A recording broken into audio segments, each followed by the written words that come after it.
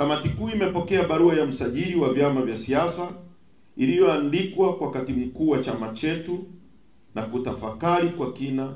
Baada ya kamati kuu kujadili na kutafakari kwa kina, imejiridhisha kwamba msajili wa vyama vya siasa amekwenda kinyume na sheria ya vyama vya siasa, na kwa sababu hana mamlaka ya kupokea, kusikiliza, kufanyia maamuzi malalamiko ya mwanachama wa chama chochote cha siasa kama alivyofanya hivi sasa.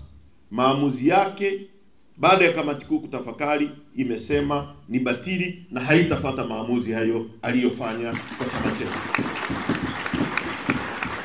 Kwa natumia podium hii kusema mbele yenu kwamba msajili amejigeuza kamati ya rufaa ya chama chetu, katiba ya chama chetu haimpi hayo mamlaka, sheria inayoisimamia haimpi hayo mamlaka, katiba ya nchi haimpi hayo mamlaka. Kama kuna mwanachama yupo analalamika, vipo vyombo vya ndani ya chama chetu vya kukata rufaa. Na mbaya zaidi, msajili na ofisi yake, kuna tuhuma za wazi kwamba wao ndio walalamikaji kwa kumtumia huyo mtu ambaye anatumika kama kikaragosi. Wao ndio wanaoandika barua, wao ndio wanasikiliza kesi, alafu wao ndio wanatuhukumu.